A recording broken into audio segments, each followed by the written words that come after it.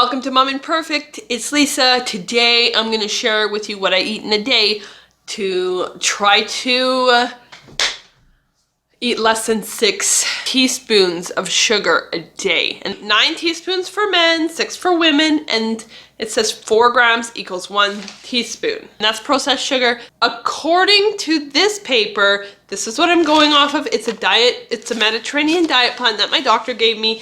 You can have 6 teaspoons of added sugar a day or less, no more than that. And this includes table sugar, syrups, jams, jellies, honey, sweetened beverages, added sugars to many processed foods. Read the label. I'm not counting any sugar in dairy. I'm not counting any sugar in fruit or vegetables or anything like that. So I made for breakfast an overnight oats bowl with frozen strawberries, coconut Greek yogurt, milk, and oatmeal mixed together.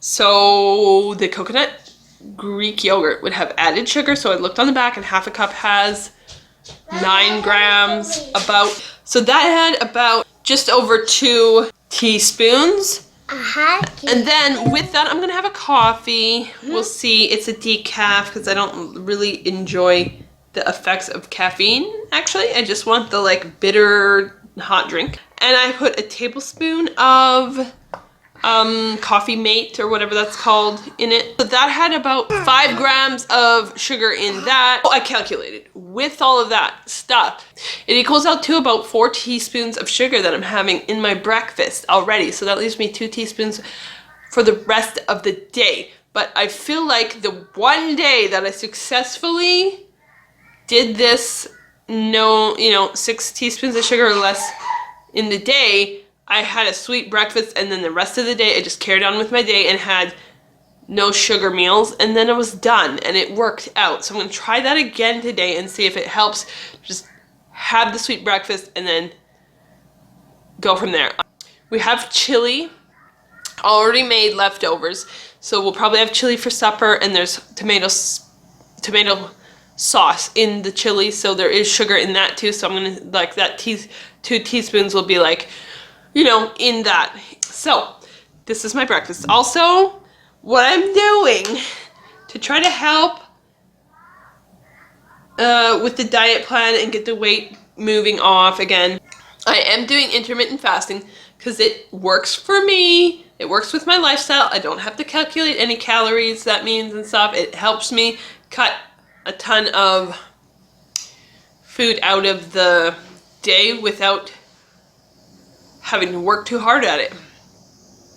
So that works for me because, I'm busy. I have 3 kids. I don't have time to be piddling around calculating all the food I'm eating, especially at meal times too.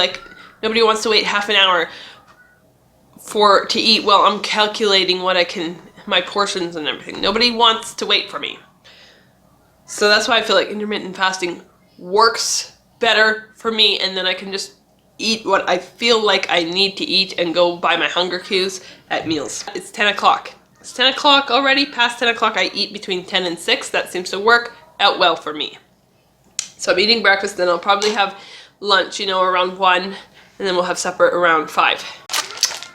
Let's just pretend I did not just eat 2 handfuls of chocolate chips, and then I'll be doing great on my sugar consumption today. And nobody has to know that. And I can pass my sugar consumption today. But no, because I want to be truthful. I want to be real. And that's what happened. And my sugar consumption failed again today. It's 5 o'clock. I started drinking my water around 1. So I'm this far into my water. So I gotta work on that still. What I'm having for supper is green beans and chili. Same thing I had yesterday because it's leftover and it's easy. I have a little bit leftover of the cornbread. I will eat some of this too. And I'm gonna add probably some raspberry jam on mine. So I might eat it for more like a dessert. I have this homemade raspberry jam for my sister because it was a Christmas present. So I'm excited to be eating her preserves. And yeah, that's my supper.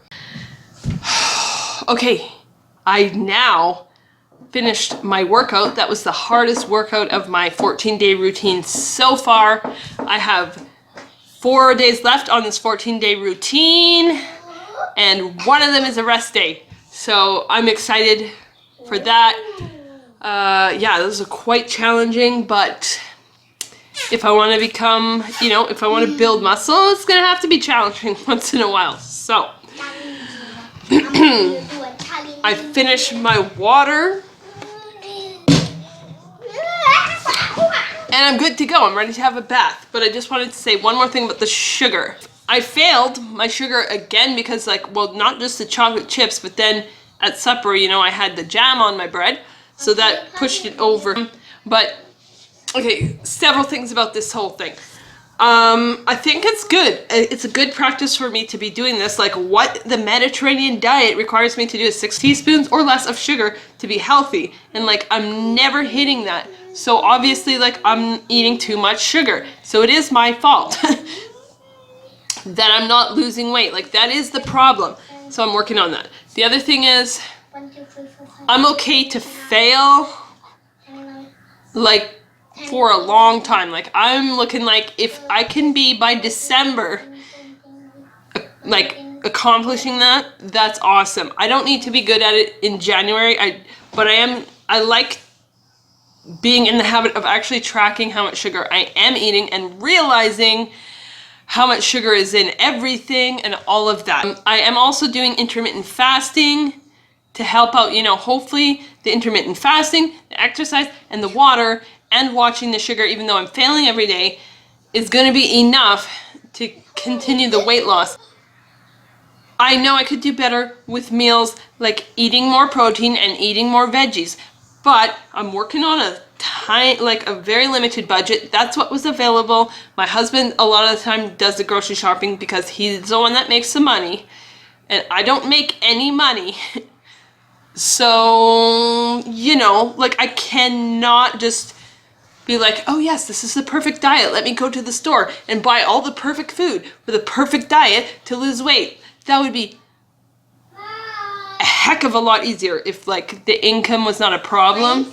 It would make dieting and exercising and being fit way easier, right? But, we have to work within our resources, and that's what I had today that I could work with, and I felt like I did okay. I will see you tomorrow. Bye.